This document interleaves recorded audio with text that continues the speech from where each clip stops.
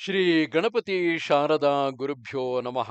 ಯತ್ರ ಯೋಗೇಶ್ವರ ಕೃಷ್ಣೋ ಯತ್ರ ಪಾರ್ಥೋ ಧನುರ್ಧರಃ ಯತ್ರ ಶ್ರೀ ವಿಜಯ ಭೂತಿರ್ಧ್ರುವ ನೀತಿರ್ಮತಿರ್ಮಮ.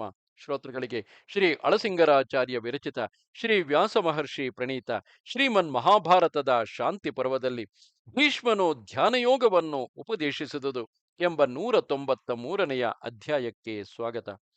ಧರ್ಮರಾಜ, ಪುರಾತನ ಮಹರ್ಷಿಗಳು ಯಾವುದರಿಂದ ಶಾಶ್ವತ ಸಿದ್ಧಿಯನ್ನು ಪಡೆದಿರುವರೋ 4 ತೆರನಾದ ಆ ಧ್ಯಾನಯೋಗವನ್ನು ನಿನಗೆ ತಿಳಿಸುವೆನು ಕೇಳು.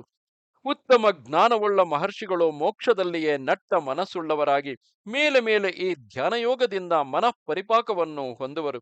ಇಂತಹ ಪರಿಪಾಕವನ್ನು ಹೊಂದಿದವರು ಸಂಸಾರದ ಕ್ಲೇಶದಿಂದ ಮುಕ್ತರಾಗಿ ಪುನರ್ಜನ್ಮವೆಂಬ ಬಂಧವನ್ನು ನೀಗಿ ಆತ್ಮಸ್ವರೂಪದಲ್ಲಿ ನೆಲೆಗೊಂಡಿರುವರು.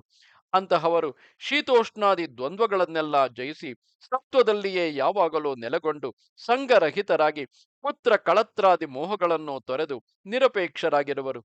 ಅವರು ತಮ್ಮ ಕಾರ್ಯಕ್ಕೆ ವಿರೋಧಿಗಳಿಲ್ಲದೆ ನಿಸ್ಸಂಗರಾಗಿ ಕೇವಲ ಮನಃಶಾಂತಿಯನ್ನು ಉಂಟು ಮಾಡತಕ್ಕ ಏಕಾಂತ ಪ್ರದೇಶದಲ್ಲಿಯೇ ವಾಸಿಸುವರು.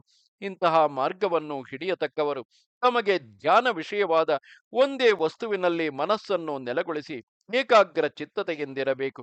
ಇಂತಹ ಏಕಾಗ್ರ ಚಿತ್ತತೆಯೇ ಜ್ಞಾನ ಪ್ರಕಾಶಕ್ಕೆ ಮೂಲ ಕಾರಣವೆನಿಸಿದೆ. ವಿಷಯಗಳಲ್ಲಿ ಮನಸ್ಸನ್ನು ತಗುಲಿಸಿಟ್ಟವನು 4 ಬಗೆಯ ಪುರುಷಾರ್ಥಗಳಲ್ಲಿಯೇ ಮನಸ್ಸಿಟ್ಟು ಅದರಲ್ಲಿಯೇ ತೊಳಲುತ್ತಿರುವನು. ಇಂದ್ರಿಯಗಳನ್ನೆಲ್ಲ ಒಂದಾಗಿ ಸೇರಿಸಿ ಮನಸ್ಸಿನಲ್ಲಿ ಬಂಧಿಸಿಟ್ಟು ಮರದ ತುಂಡಿನಂತೆ ಸಮಾಧಿಯನ್ನು ಹಿಡಿದು ಯೋಗ ಜ್ಞಾನವುಳ್ಳ ಮುನಿಯು ಕಿವಿ ಇದ್ದರೂ ಕೇಳನು, ಅಂದರೆ ಚರ್ಮವಿದ್ದರೂ ಸ್ಪರ್ಶ ಜ್ಞಾನವನ್ನು ಅರಿಯನು, ಕಣ್ಣಿನಿಂದ ರೂಪವನ್ನು ಗ್ರಹಿಸನು, ನಾಲಿಗೆಯಿಂದ ರಸವನ್ನು ಗ್ರಹಿಸನು, ಮೂಗಿದ್ದು ಗಂಧವನ್ನು ಆಘ್ರಾಣಿಸನು. ಅಂತಹ ವಿಷಯಗಳೆಲ್ಲವನ್ನು ಅವನು ನಿರಾಕರಿಸಿ ಬಿಡುವನು. ಯೋಗ ಬಲವುಳ್ಳವನು ಇಂದ್ರಿಯಗಳನ್ನು ಕಲಗಿಸತಕ್ಕ ಅಂತಹ ಶಬ್ದಾದಿ ವಿಷಯಗಳ ಕಡೆಗೆ ಮನಸ್ಸಿಡಲಾರನು. ಯೋಗ ಸಮರ್ಥನಾದವನು ಇಂದ್ರಿಯಗಳನ್ನೆಲ್ಲ ಮನಸ್ಸಿನಲ್ಲಿ ಬಂಧಿಸಿಟ್ಟು ಆ ಇಂದ್ರಿಯಗಳನ್ನು ಎಳೆದುಕೊಂಡು ವಿಷಯಗಳ ಕಡೆಗೆ ಓಡುವ ಆ ಮನಸ್ಸನ್ನು ಸಮಾಧಿಯಲ್ಲಿ ತಡೆದು ನಿಲ್ಲಿಸಿಡುವನು.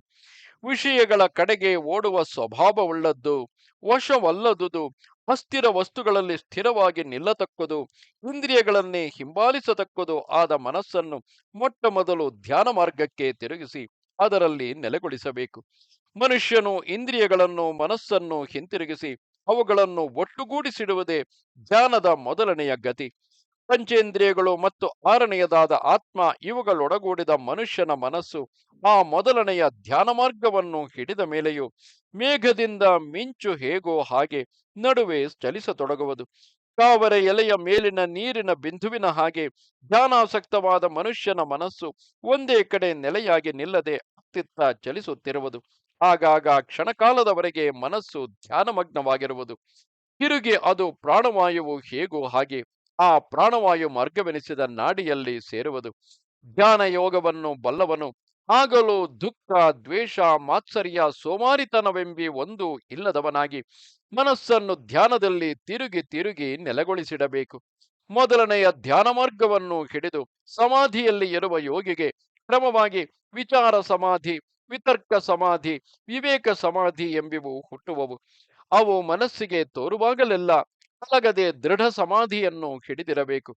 ಧೂಳು, ಬೂದಿ, ಸಗಣಿ ಇವುಗಳನ್ನು ರಾಶಿ ಹಾಕಿ ನೆನೆಸಿಟ್ಟರೂ ಅದು ಒಡನೆಯೇ ಒಟ್ಟಿಗೆ ಸೇರಿ ಹೊಂದಿಕೊಳ್ಳಲಾರದು.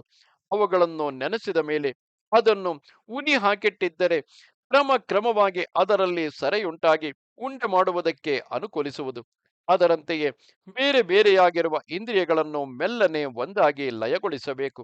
ಕಾಲಕ್ರಮದಲ್ಲಿ ಅವುಗಳನ್ನು ಅಡಗಿಸಿ ಬಿಡಬೇಕು. ಅಂತಹವನೇ ಒಳ್ಳೆ ಶಾಂತಿಯನ್ನು ಪಡೆಯುವನು.